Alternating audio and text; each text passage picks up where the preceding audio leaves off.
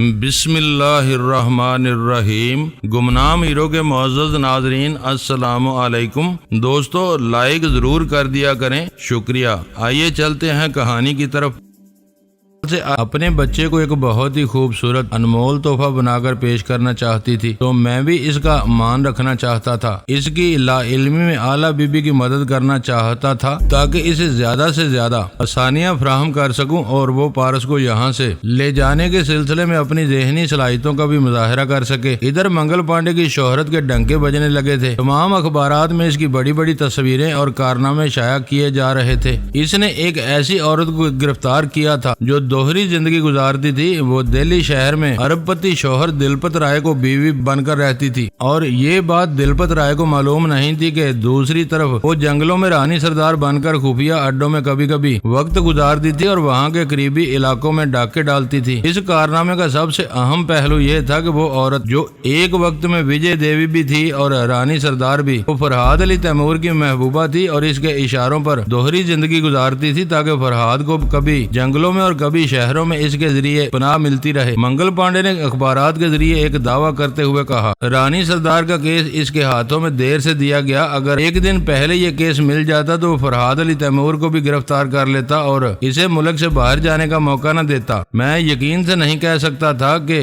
جے دیوی کتنے عرصے تک میرے تنظیمی عمل کے زیر اثر رہے گی۔ یہ اثر کبھی تو ختم ہونا تھا، اور جب ختم ہوتا اور ایسے وقت میں اس کے پاس موجود نہ ہوتا تو وہ سارا بانڈا پھوڑ سکتی تھی۔ اس نے آج تک نفرت کی آگ میں جلتے ہوئے نہ جانے کتنے مردوں کو قتل کیا تھا۔ ویسے بھی وہ سزائے موت کی مستحق تھی۔ میں اسے سزا نہ دیتا تو قانون دیتا، لہٰذا میں نے ہی اس کے لیے سزا تجویز کی۔ جب اس کے خلاف ثبوت فراہم ہونے لگے اور اسے گرفتار کیا گیا تو اس نے میری مرضی کے مطابق اچانک ہی ایک افسر کے ہولسٹر سے ریوالور نکال کر دھمکی دی، خبردار کوئی میرے پاس نہ آئے ورنہ میں کسی کو بھی گولی مار سکتی ہوں۔ تمام افسران خوش فہمی میں تھے۔ اسے چاروں طرف سے گھیر لیا گیا تھا۔ وہ مجبور تھی، لیکن اس نے دیکھتے ہی دیکھتے ان سب کو مجبور کر دیا تھا۔ ایک افسر نے کہا، جے دیوی تم زیادہ سے زیادہ ایک دو کو مار سکتی ہو، اس کے بعد تمہارا انجام کیا ہوگا؟ میں نے سب سے پہلے بے شمار قتل کیے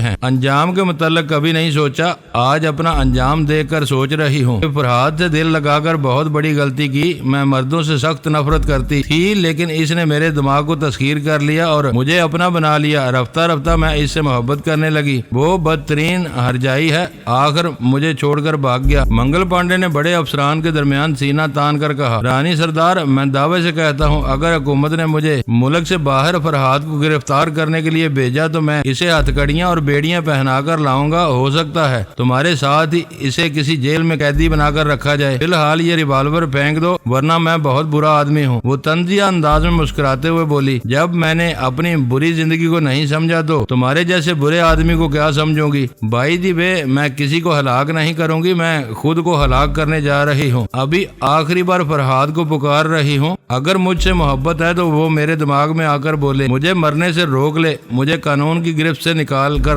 لے جائے۔ فرحاد تم کہاں ہو فرحاد؟ آواز دو ورنہ میں اپنے آپ کو گولی مارنے والی ہوں۔ اس نے 2-4 بار مجھے آواز دی، اس کے بعد ریوالور کی نال کو کنپٹی سے لگا کر گولی چلا دی۔ یہ تمام تفصیلات اخبارات میں شائع ہوئی تھی۔ جے دیوی کی موت جس طرح ہوئی اس سے ثابت ہو رہا تھا کہ فرحاد اس ملک میں نہیں ہے۔ اگر ہوتا تو اسے خودکشی کرنے سے روکتا اور قانون کی گرفت سے نکالنے کی کوشش کرتا۔ یہ بات سب جانتے ہیں اور مانتے بھی ہیں کہ وہ جس کے ایک بار تعلق قائم کرتا ہے اسے بے موت مرنے نہیں دیتا، نہ ہی قانون کے ہاتھوں میں جانے دیتا ہے۔ رانی سردار اور شنکر وغیرہ کی خوشیوں کا کوئی ٹھکانہ نہیں تھا۔ ان پر سے رانی سردار کے نام سے ہونے والی ڈکیٹی کے سارے الزامات مٹ چکے تھے۔ اب کوئی ان کے ماضی کو خرید نہیں سکتا تھا، نہ ہی انہیں کسی موقع پر ڈاکو ثابت کر سکتا تھا۔ وہ معزز شہری کی حیثیت سے زندگی گزار سکتے تھے۔ منگل پانڈے کے پاؤں زمین پر نہیں پڑ رہے تھے، وہ تو جیسے آسمانوں پر اڑا جا رہا تھا۔ اسے بڑی بڑی محفلوں میں ہاتھوں ہاتھ لیا جاتا تھا۔ تمام افسران اس کی عزت بھی کرتے تھے اور اس سے حسد بھی کرنے لگے تھے۔ سرکاری طور پر اعلان کیا گیا تھا کہ اسے 50,000 روپے انعام میں دیے جائیں گے۔ میرے کہنے پر انکل دلپت رائے نے اسے چپ چاپ اب 50,000 روپے اور دیتے ہوئے کہا تھا یہ رشوت نہیں ہے بلکہ اس بات کا انعام ہے کہ آپ نے مجھے ایک بہت بڑی بلا سے نجات دلائی ہے. میں ان 50,000 کا ذکر کسی سے نہیں کروں گا. پانڈے نے وہ رقم رکھ لی تھی. سرکار کی طرف سے بھی 50,000 ملنے والے تھے. اس طرح وہ پہلی بار خود کو لاکھ پتی محسوس کر رہا تھا. ایسے وقت مجھے بہت یاد کرتا تھا. سوچتا تھا اس میں سے 2-4 ہزار روپے دھنراج کو دینا چاہیے. بیچارہ غریب آدمی ہے. میرے کتنے کام آتا رہا ہے اور شاید آئندہ بھی آئے گا. وہ میرے متعلق بہت کچھ سوچتا تھا لیکن مجھ سے ملنے کی جرت نہیں کرتا تھا. ملنے کے خیال سے ہی لرز جاتا کہ وہ 12 گھنٹے والی تقدیر کی شرائط پوری ہوں گی. اب تک جتنی عزت کما چکا ہے وہ عورتوں سے مار کھاتے کھاتے خاک میں مل جائے گی. لہذا اسے دھنراج سے کبھی ملاقات نہیں کرنا چاہیے. میں اس شہر میں رہ کر اپنے تحفظ کا مکمل انتظام کر چکا تھا. کوئی میری موجودگی کا شبہ نہیں کر سکتا تھا. رانی سردار وغیرہ پر آنچ نہیں آ سکتی تھی. پارس دوم کو وہاں سے نکالنے کے سلسلے میں تقریباً تمام راستے ہموار کر چکا تھا. اس سلسلے میں صرف آلہ بی بی کا انتظار تھا. استنبول میں شیبہ، آمنہ اور سونیا ہمارے پارس اول کے لیے جدوجہد کر رہی تھی اور اب دہلی میں رسونتی اور آلہ بی بی کی جدوجہد کا آغاز ہونے والا تھا. سونیا پائلٹ کی سیٹ پر بیٹھی ہوئی دور آمنہ کو دیکھ رہی تھی جو پارس کو اپنے شانے پر لادے دوڑتی ہوئی شیبہ کی کار کی طرف جا رہی تھی. اس کے ساتھ جو بھی تھی. جب وہ کار میں بیٹھ گئی اور وہ کار سٹارٹ ہو کر دور جانے لگی تب سونیا نے بھی سٹارٹ لیا. پنکھا پہلے ہی گردش کر رہا تھا. پھر اس میں تیزی آ گئی. ہیلی کاپٹر زمین سے بلند ہوتا ہوا فضا میں پرواز کرتا ہوا دور جانے لگا. ترکی کے 2 حصے ہیں. مغربی ترکی یورپ میں ہے اور مشرقی ترکی ایشیا میں. ان کے درمیان بحیرہ مرمر اور باسفورس ہے. شیبہ، آمنہ، جو اور پارس وغیرہ یورپ والے حصے میں تھے جبکہ سونیا پرواز کرتے ہوئے ایشیائی حصے میں جا رہی تھی. تھوڑی دیر بعد ہی اس نے دیکھا 4 ہیلی کاپٹر مختلف سمتوں سے آ رہے تھے. وہ ایسے ہی تعاقب کرنے والوں کو جھانسا دینے کے لیے ایشیائی استنبول کی طرف جا رہی تھی. اسے ریڈیو وائرلیس سے مخاطب کیا جانے لگا. ہیلو مدام Sonia, attention please. Madam Sonia, attention please. Helicopter number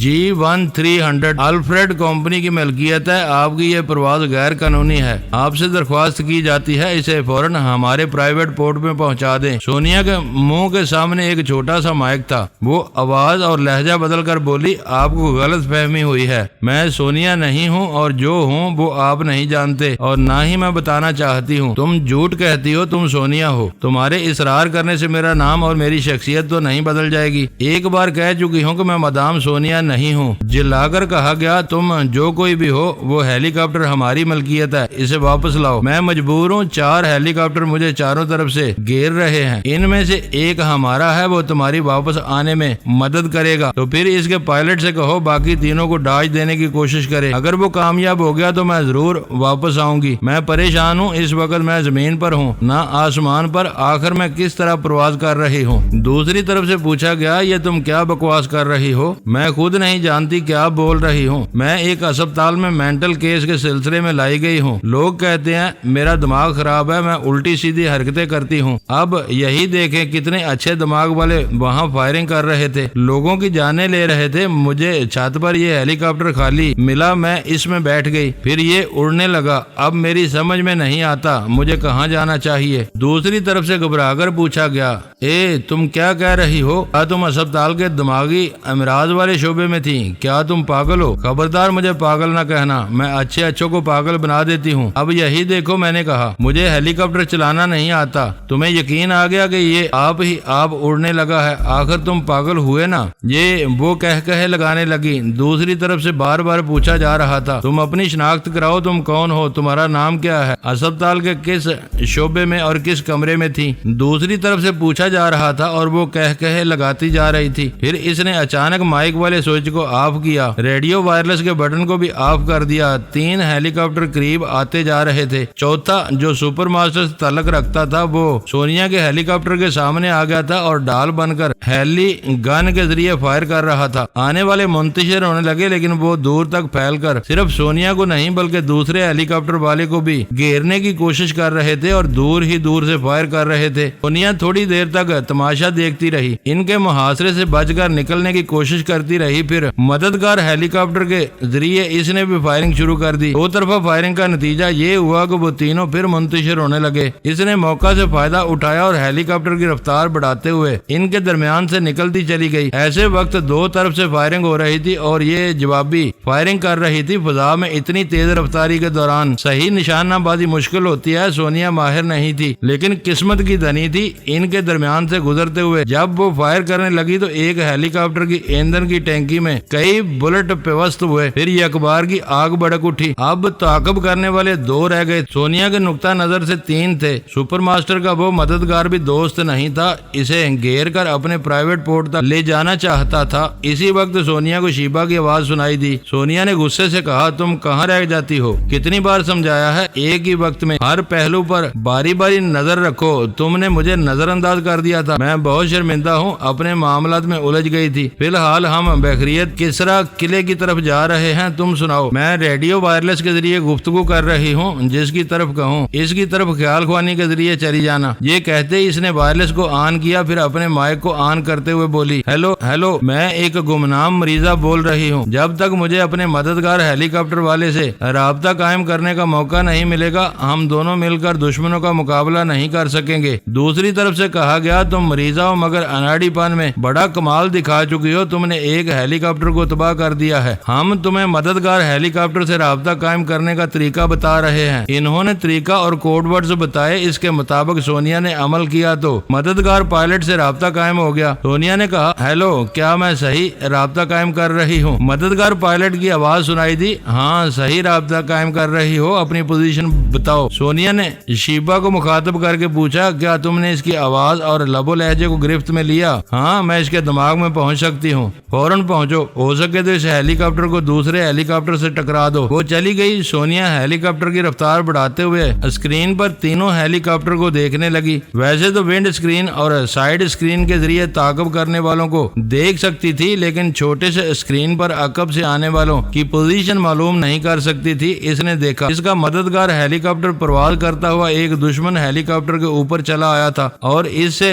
چند سو گز کے فاصلے پر تھا۔ اچانک اوپر والا ہیلی کاپٹر ایک جھٹکا کھا کر نیچے آیا اور نیچے پرواز کرنے والے ہیلی کاپٹر کے پنکھے سے ٹکرا گیا۔ صرف پنکھے سے ٹکرانا ہی کافی ہوتا ہے، اس کے بعد پرواز قائم نہیں رہتی۔ نتیجہ یہ ہوا کہ دونوں ہیلی کاپٹر پستی کی طرف جانے لگے۔ اب ان میں سے کسی کے بھی زندہ بچنے کی توقع نہیں تھی۔ چند لمحوں کے بعد ہی شیبا نے آ کر کہا، وہ دونوں تباہ ہو چکے ہیں، ان میں سے کوئی زندہ نہیں بچا۔ تم صرف میرے مددگار ہیلی کاپٹر کے پائلٹ کے دماغ میں تھی۔ تم یہ کیسے کہہ سکتی ہو کہ دوسرے زندہ نہیں بچے؟ جب ایک ہیلی کاپٹر کے آدمی مر چکے ہیں تو دوسرے کے بھی مر چکے ہوں گے۔ اگر خوش قسمتی سے کوئی بچ بھی گیا ہو تو تمہیں کس بات کی فکر ہے؟ اب تم ایک کے مقابلے پر ہو اور آگے بڑھتی جا رہی ہو۔ سونیا نے مسکرا کر کہا، بہت بولنے لگی ہو۔ بائی دی وے، ایک ہی مقابلے پر ہے، میں اس سے نمٹ لوں گی۔ کیا تم اس کی آواز اور لب و لہجہ سنا نہیں سکتی؟ مجھے اس پائلٹ کے کوڈ اور فریکوینسی معلوم نہیں ہے۔ تم فکر نہ کرو، میں اسے نمٹ لوں گی۔ تم اپنے معاملات پر دھیان دو، لیکن وقتاً فوقتاً میرے پاس آتی رہو۔ اب دو ہیلی کاپٹر فضا میں پرواز کر رہے تھے، ایک دوسرے کے آگے پیچھے اپنی تیز رفتاری دکھا رہے تھے۔ یہ کہنے کی ضرورت نہیں ہے کہ تعاقب کرنے والے پیچھے ہوتے ہیں، لہذا سونیا آگے جا رہی تھی اور کوئی مناسب جگہ تلاش کر رہی تھی۔ تب ایسی جگہ نظر آ گئی۔ وہ پہاڑی علاقہ تھا، اونچی نیچی پہاڑیاں تھی، بڑے بڑے پتھر دکھائی دے رہے تھے، ان کے نیچے ریت بچھی ہوئی تھی کیونکہ ان پتھروں اور پہاڑیوں کے بعد سمندر شروع ہوتا تھا۔ سونیا نے ایک جگہ دیکھا، اونچی اونچی چٹانوں کے درمیان اتنی جگہ تھی جہاں ہیلی کاپٹر کو اتارا جا سکتا تھا۔ دوسرا پرواز کرنے کے دوران جب اسے اترتے دیکھتا تو فائر نہیں کر سکتا تھا۔ چاروں طرف سے چٹانیں آڑے آ سکتی تھی۔ اچھی طرح سوچ بچار کے بعد وہ ہیلی کاپٹر کو اتارنے لگی۔ دوسرا ابھی پرواز کر رہا تھا، ایک دائرے کی صورت میں گھوم کر اپنے لیے اترنے کی مناسب جگہ ڈھونڈ رہا تھا۔ پھر وہ بھی کہیں اترنے لگا۔ سونیا اپنے ہیلی کاپٹر سے نکل آئی تھی، چٹانوں کی آڑ لیتے ہوئے سر اٹھا کر آسمان کی طرف دیکھنے لگی۔ ہیلی کاپٹر نظر نہیں آ رہا تھا۔ اس نے سمجھ لیا کہ وہ آس پاس کہیں اتر گیا ہے۔ سونیا کو معلوم نہیں تھا کہ اس ہیلی کاپٹر میں کتنے لوگ سوار ہیں اور کس قسم کے اسلحے سے لیس ہیں۔ ایسے وقت اس کا دماغ بڑی تیزی سے کام کرتا تھا۔ وہ ہر پہلو پر گہری نظر رکھتی تھی، اتنا جانتی تھی کہ دوسرے ہیلی کاپٹر سے اترنے والے چاروں طرف پھیل جائیں گے اور مختلف سمت سے فائرنگ بھی کر سکتے ہیں۔ ان حالات میں ایک ہی بنیادی اور اہم بات تھی کہ وہ دشمنوں کی نظروں میں نہ آئے، پہلے وہ دشمنوں کو دیکھ لے، انہیں اچھی طرح سمجھ لے۔ سمجھنے کے لیے کئی طریقے ہوتے ہیں، مثلا دشمن اپنی چال سے، اپنے بدلتے ہوئے چہرے سے، اپنی محتاط طبیعت سے اور اپنے اسلحے سے سمجھ میں آ جاتا ہے کہ وہ کس قسم کا ہے اور کس طرح حملے کرے گا۔ وہ تھوڑی دیر تک کان لگا کر سنتی رہی، پھر اپنے ہیلی کاپٹر کی طرف دوڑتی ہوئی آئی، چابی اس کے پاس تھی، اس کے باوجود اس نے ہیلی کاپٹر میں کچھ خرابیاں پیدا کی۔ پھر وہاں سے اتر کر دوڑتی ہوئی چٹانوں کی آڑ لیتی ہوئی چھپتی چھپاتی دور نکلنے کی کوشش کرنے لگی۔ آخر بہت دور جا کر رک گئی، تھوڑی دیر تک غور کرتی رہی، سمجھتی رہی، پھر اس نے اپنا راستہ بدل دیا۔ وہ جیسے ہی راستہ بدل کر ایک چٹان کی آڑ میں آئی، اسے دو مسلح جوان نظر آئے۔ ان دونوں کے ہاتھوں میں جدید ترین رائفلیں تھیں، ان رائفلوں پر ٹیلی اسکوپ لگے ہوئے تھے۔ وہ اس کے علاوہ کئی ہینڈ گرنیڈ کے ہار بنا کر گلے میں پہنے ہوئے تھے۔ وہ یعنی سونیا اگر کسی چٹان کے پیچھے یا غار میں چھپنے کی کوشش کرتی تو وہ ہینڈ گرنیڈ سے حملے کرتے اور اسے باہر نکلنے پر مجبور کر دیتے۔ وہ دبے قدموں چلتے ہوئے ایک چٹان سے دوسری چٹان کے پیچھے آئی، پھر اسی طرح چٹانوں اور بڑے بڑے پتھروں کی آڑ لیتے ہوئے ان سے دور جانے لگی۔ ایک جگہ پہنچ کر وہ ٹھٹک گئی۔ دوسری طرف سے دو اور مسلح افراد نظر آ رہے تھے، وہ بھی اسی قسم کے ہتھیاروں سے لیس تھے۔ وہ دو کی ٹولی میں دو مختلف سمت سے آئے تھے۔ اس طرح سونیا کو اندازہ ہو گیا کہ وہ کدھر سے آئے اور ان کے ہیلی کاپٹر نے کہاں لینڈ کیا ہوگا۔ وہ اسی طرف بڑھنے لگی، اسے تلاش کرنے والے دوسری طرف پہاڑی کے دامن میں تھے، مختلف چٹانوں کی آڑ لیتے ہوئے اسے تلاش کرتے ہوئے اس طرف جا رہے تھے جہاں سونیا نے اپنے ہیلی کاپٹر کو اتارا تھا۔ یعنی اسے تلاش کرنے والے اس کے ہیلی کاپٹر کی طرف جا رہے تھے اور وہ دشمنوں کے ہیلی کاپٹر کے قریب پہنچ رہی تھی۔ یہ محض تجربات کی بات ہوتی ہے، اگر اسے تلاش کرنے والے کرانٹ قسم کے تجربہ کار ہوتے تو وہ بھی سونیا کی طرح محتاط ہو کر پہلے ہر پہلو کا جائزہ لیتے کہ جسے تلاش کر رہے ہیں وہ ہیلی کاپٹر سے اترنے کے بعد کس طرح ان سے چھپنے کی کوشش کرے گی۔ سونیا نے تو اپنے تجربات کی روشنی میں انہیں اچھی طرح پڑھ لیا تھا اور ان کے ہیلی کاپٹر کے قریب پہنچ گئی تھی۔ وہاں ایک پائلٹ اپنے ساتھیوں کا انتظار کر رہا تھا۔ وہ ایک پتھر پر بیٹھا سستا رہا تھا۔ اس نے اپنی رائفل ایک طرف رکھ دی تھی، اس کے ہولسٹر میں ایک ریوالور تھا، کارتوس کی پیٹی کمر سے بندھی ہوئی تھی اور رائفل کے کارتوس شانے سے لٹکے ہوئے تھے۔ سونیا ریت پر لیٹ گئی، پھر آہستہ آہستہ رینگنے لگی۔ یہ کہنے کی ضرورت نہیں ہے کہ فرہاد اور اس کی ساتھی عورتیں ہمیشہ نہتی رہتی ہیں اور دشمنوں پر ہمیشہ بلا بن کر نازل ہو جاتی ہیں۔ پتھر کے قریب پہنچتے ہی اچانک سونیا نے اٹھ کر چھلانگ لگائی، پھر اس پائلٹ کو لیے ہوئے پتھر سے لڑکتے ہوئے ریت پر آ گئی۔ بعد میں اسے پتا چلا کہ جسے محض پائلٹ سمجھتی تھی وہ بہت اچھا باڈی بلڈر اور فائٹر ہے۔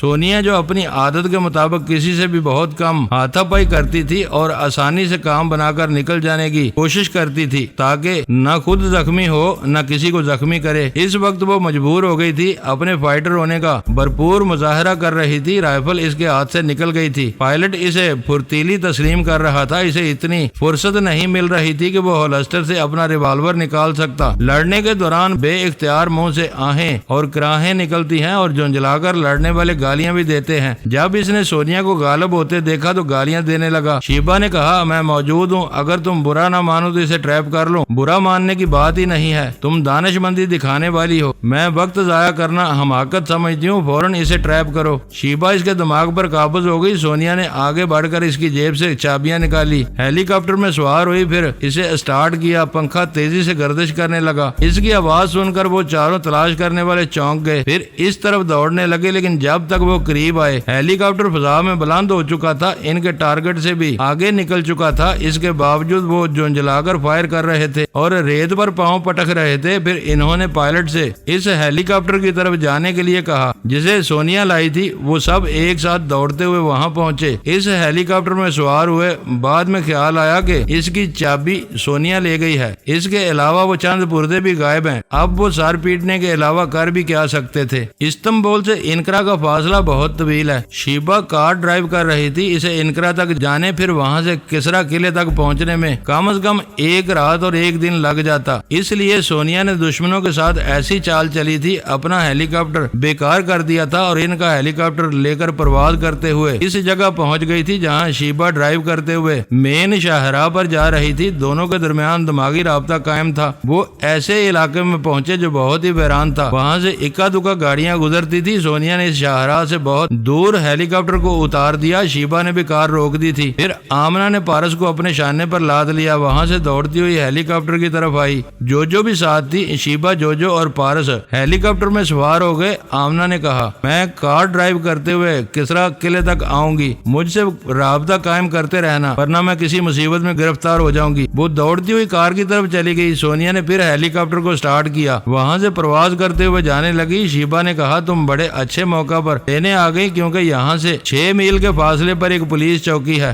جہاں سخت چیکنگ ہوتی ہے۔ اگر کوئی زخمی پارس کو دیکھ لیتا تو سمجھ لیتا ہم اسی اسپتال سے آئے ہیں، پھر جوجو بھی پہچانی جاتی۔ جوجو نے پریشان ہو کر پوچھا یہ سب کیا ہو رہا ہے؟ میں نے جب سے استنبول کی زمین پر قدم رکھا ہے تب سے یوں لگ رہا ہے جیسے ساری دنیا پنجے جھاڑ کر میرے پیچھے پڑ گئی ہو۔ پارس نے آنکھیں کھول کر اسے دیکھا، پھر کہا ساری دنیا کو الزام نہ دو، صرف میں پیچھے پڑ گیا ہوں۔ سونیا اور شیبا دونوں ہنسنے لگی۔ پارس نے پوچھا جوجو ایک بچے کی کتنی مائیں ہو سکتی ہیں؟ جوجو نے آنکھیں نکال کر کہا کتنا بے تکا سوال ہے، کسی بھی بچے کی صرف ایک ہی ماں ہوتی ہے، میری 4 مائیں ہیں۔ وہ حیرانی سے بولی 4؟ ہاں، ایک وہ جس نے مجھے جنم دیا ہے، ایک یہ شیبا ممی جو تمہارے پاس بیٹھی ہیں، یہ میری وہ ماں ہیں جو میری سلامتی کے لیے دن کو دن اور رات کو رات نہیں سمجھتی ہیں، ہمیشہ میرے دماغ میں موجود رہتی ہیں تاکہ دشمن مجھے نقصان نہ پہنچائیں، اور میں جو تمہاری حفاظت کرتا آ رہا ہوں، دشمنوں کے مقابلے میں اتنے کارنامے انجام دے رہا ہوں تو اس کے پس پردہ میری شیبا ممی کا ہاتھ ہے، ان کی صلاحیتیں ہیں، ان کی محبتیں ہیں، اور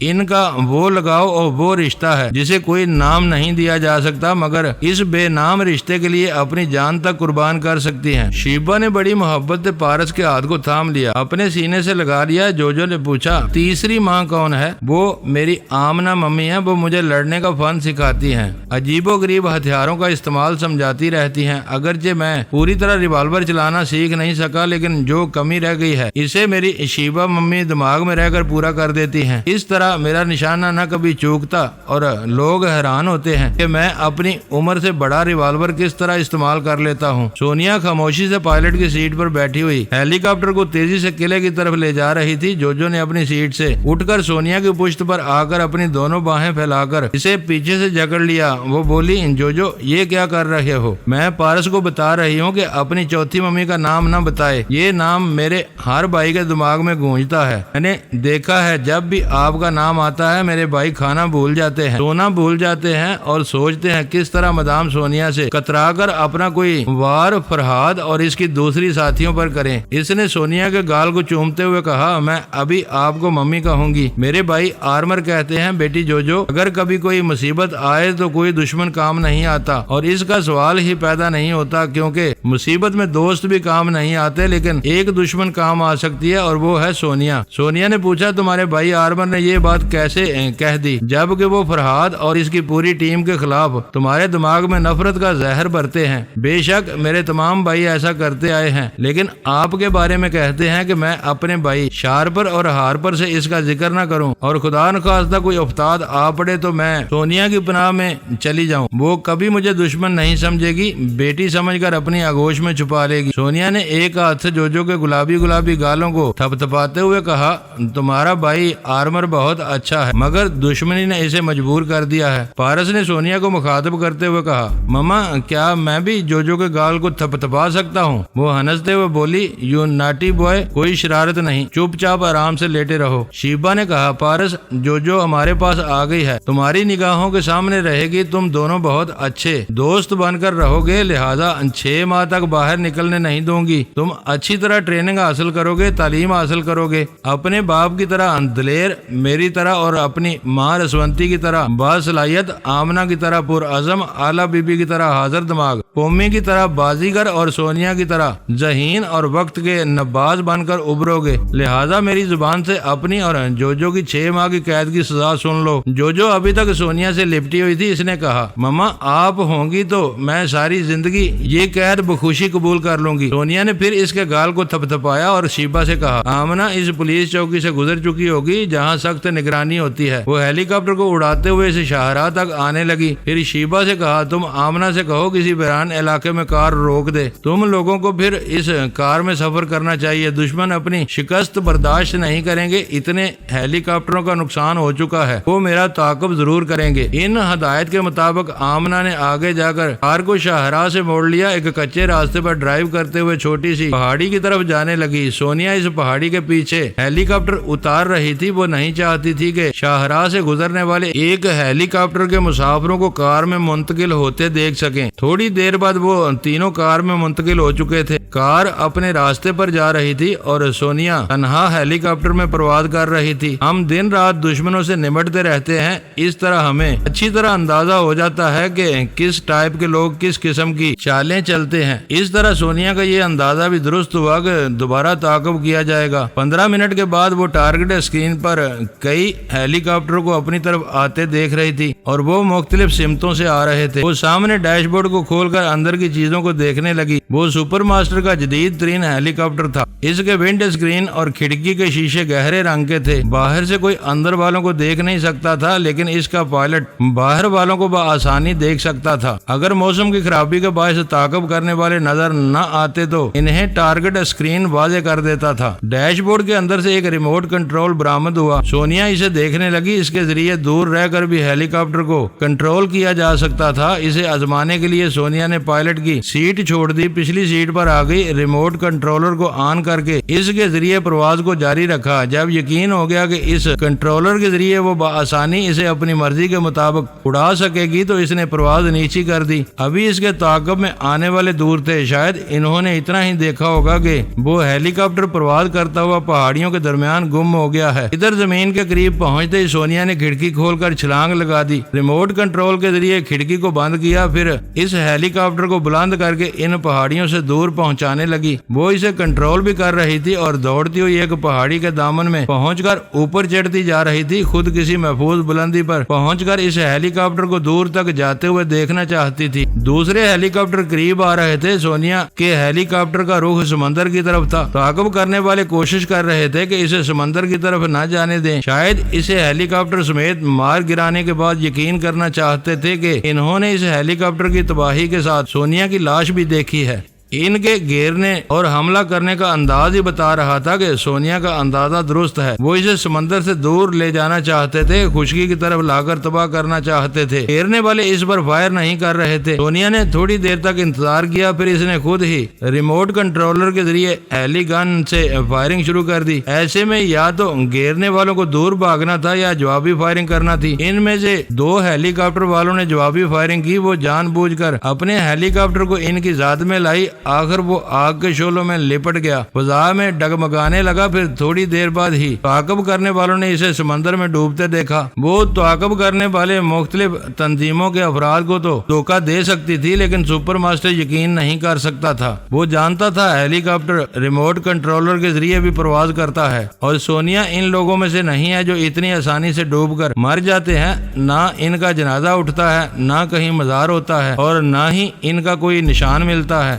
سونیا جانتی تھی سپر ماسٹر اس بات پر یقین نہیں کرے گا۔ بہرحال اس نے دوسری تنظیم کے افراد کو اپنی موت کا یقین دلا دیا تھا۔ ابھی تعاقب کرنے والے تمام ہیلی کاپٹر سمندر اور ساحل کی طرف پرواز کر رہے تھے اور یقین کرنا چاہتے تھے وہ ڈوب چکی ہے۔ سپر ماسٹر کے ہیلی کاپٹر اسی جگہ پرواز کر رہے تھے، اس لیے دوسرے بھی چیل کبوں کی طرح منڈلا رہے تھے، دیکھنا چاہتے تھے کہ یہ باقی دو ہیلی کاپٹر کس وجہ سے اب تک وہاں پرواز کر رہے ہیں۔ سونیا پہاڑی کے ایک بلند حصے میں تھی، مختلف چٹانوں کی آڑ لے کر اپنی جگہ بدلتی جا رہی تھی تاکہ پہاڑی کی طرف سے گزرنے والے ہیلی کاپٹر کے افراد اسے نہ دیکھ سکیں۔ وہ چھپتی چھپاتی ایسی جگہ پہنچ گئی جہاں آگے بڑھنے کا راستہ نہیں تھا۔ پہاڑی کی پتھریلی دیواریں تھیں، اوپر سے ایک وسیع و عریض چٹان چھت کی طرح نیچے کی طرف جھکی ہوئی تھی۔ اس نے ایک طرف گھوم کر دیکھا تو راستہ نظر آیا، مگر وہ پہاڑی سے اترنے کا نہیں، پہاڑی کے اندر ڈوبنے کا راستہ تھا، یعنی وہ ایک غار تھا۔ یہ تعجب کی بات تھی کہ غار عموماً پہاڑوں کے دامن میں یا ذرا بلندی پر ہوتے ہیں، لیکن پہاڑی کی چوٹی پر غار کا ہونا ایک عجیب بات تھی۔ پھر یہ کہ اس کی بناوٹ قدرتی نہیں تھی۔ اب پتہ چل رہا تھا کہ اس کی دیواروں کو انسانی ہاتھوں نے تراشا ہے۔ قریب ہی ہیلی کاپٹروں کا شور سنائی دے رہا تھا۔ وہ کبھی قریب آ رہے تھے، کبھی دور جا رہے تھے، لیکن سونیا کو دیکھ نہیں سکتے تھے، حالانکہ وہ چٹانوں کے نیچے بڑی آزادی سے کھڑی ہوئی تھی۔ اس غار کو تراشنے والوں نے بڑی عمدہ جگہ کا انتخاب کیا تھا۔ ہیلی کاپٹروں اور طیاروں سے پرواز کرنے کے دوران وہ حصہ نظر نہیں آتا تھا۔ دور سے یہی معلوم ہوتا تھا کہ وزنی چٹانیں آڑی ترچھی ہیں اور ایک چٹان اوپر چھت کی طرح نیچے آ گئی ہے۔ ہیلی کاپٹر کی آوازیں دور ہوتی جا رہی تھی۔ سونیا نے دبے قدموں آگے بڑھ کر غار کے اندر دیکھنے کی کوشش کی۔ وہ سمجھ رہی تھی کہ وہاں کوئی معزز خاندان آباد نہیں ہوگا، بعد میں پتا چلے گا کہ وہ آسمان سے گر کر کھجور میں اٹک گئی ہے۔ دن کی روشنی غار کے اندرونی حصے تک پہنچ رہی تھی۔ وہ بڑی احتیاط سے قدم بڑھاتے ہوئے دیکھ رہی تھی۔ راستہ نشیبی اور دائرہ نما تھا، یعنی وہ چکردار زینے کی طرح گھومتا ہوا نیچے کی طرف جا رہا تھا۔ شیبا نے اسے مخاطب کیا، سونیا تم کہاں ہو؟ تم نے بہت اچھے وقت پر رابطہ قائم کیا ہے، مجھے تمہاری مدد کی ضرورت ہے۔ سونیا اسے بتانے لگی کہ وہ کس طرح ہیلی کاپٹر کو تباہ کر چکی ہے اور خود چھپنے کے لیے پہاڑ کے پیچیدہ راستوں سے گزرتے ہوئے ایک غار کے اندر پہنچ گئی ہے۔ وہ اپنے حالات بتا رہی تھی، پھر یک لخت خاموش ہو کر کچھ سننے لگی۔ دور کوئی آواز سنائی دی تھی۔ شیبا نے کہا، اگر وہ آواز ذرا صاف ہو تو میں اسے گرفت میں لے سکوں گی۔ وہ دبے قدموں آگے بڑھنے لگی۔ ہر 2-4 قدم کے بعد آواز کچھ واضح ہوتی جاتی تھی۔ پھر ایسا معلوم ہوا کئی لوگ ہیں جو بہت زیادہ محنت مشقت کا کام کر رہے ہیں اور ایک ساتھ مل کر ہانپتے جا رہے ہیں اور منہ سے مخصوص قسم کی آوازیں نکال کر کسی کام کے سلسلے میں زور لگا رہے ہیں۔ وہ آگے بڑھتے بڑھتے رک گئی۔ ایک بڑے پتھر کی آڑ سے نیچے سر جھکا کر دیکھا، وہاں ایک بڑا ہال نظر آیا جہاں 100 یا 125 پہلوان قسم کے لوگ دکھائی دے رہے تھے۔ وہ سب ایک ساتھ ایک ہی انداز میں ورزش کر رہے تھے جیسا کہ اکثر کراٹے سیکھنے والے کرتے ہیں، لیکن یہ لوگ زمانہ قدیم کے پہلوانوں کے سے انداز میں ورزش کر رہے تھے۔ ان کے بدن پر ایک ایک لنگوٹ تھی، سر سے پاؤں تک پسینے میں بھیگے ہوئے تھے۔ شیبا نے کہا، میں تمہارے ذریعے جو معلوم کر رہی ہوں اس سے پتہ چلتا ہے یہاں پہلوانوں کی فوج رہتی ہے۔ سونیا نے کہا، اس حال سے ایک اور راستہ نشیب کی طرف گیا ہے، اس کا مطلب ہے اس پہاڑی کے اندر ہی اندر نیچے زمین تک مزید ایسے حال اور رہائشی کمرے ہوں گے۔ ان سب کے انتظامات کے لیے دفاتر نما کمرے بھی ہوں گے اور پتہ نہیں کیا کچھ ہوگا۔ سونیا خواہ مخواہ کسی نئے مسئلے میں الجھنا، نئی مصیبتوں کو دعوت دینا دانش مندی نہیں ہے۔ واپس چلی آؤ۔ شیبا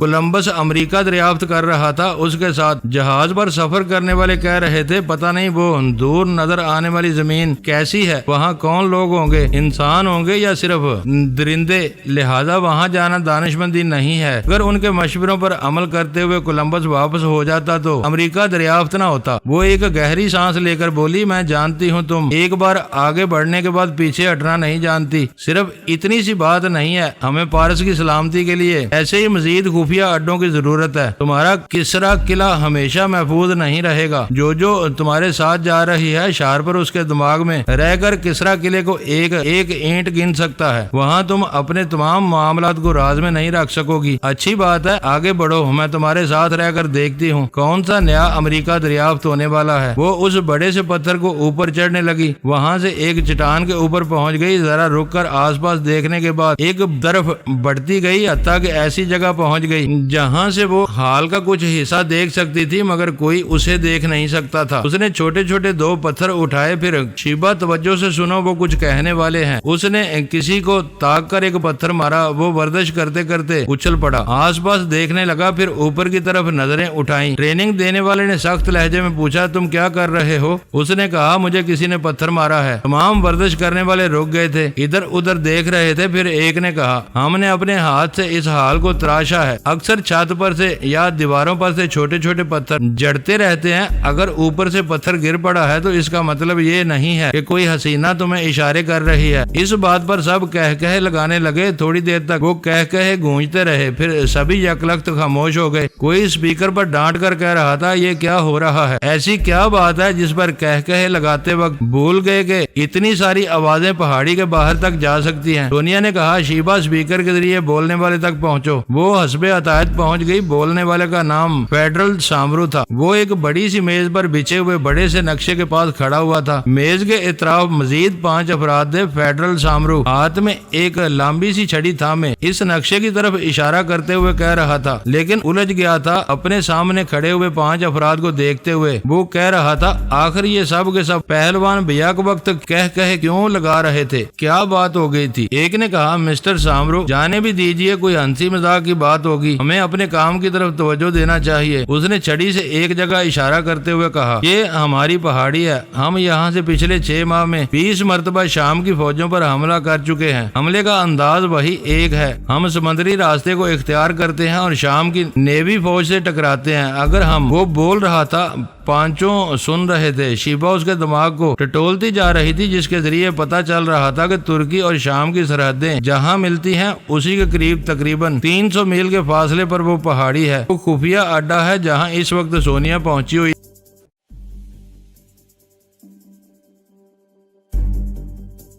دوستو ویڈیو کو لائک ضرور کر دیا کریں۔ ISI پاک آرمی زندہ باد، پاکستان پائندہ باد۔ معزز ناظرین، اپنا خیال رکھیے گا اور اپنے اس چینل کا بھی شکریہ۔